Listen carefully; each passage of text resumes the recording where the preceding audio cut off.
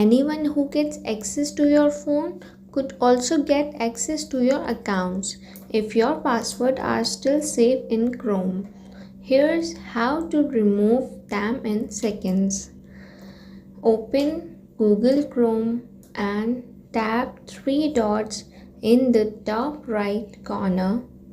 Now go to Settings and tap Google Password Manager.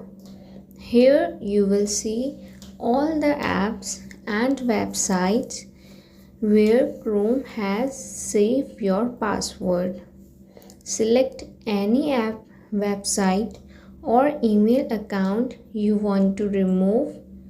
Then tap Delete and Save Password will be removed instantly.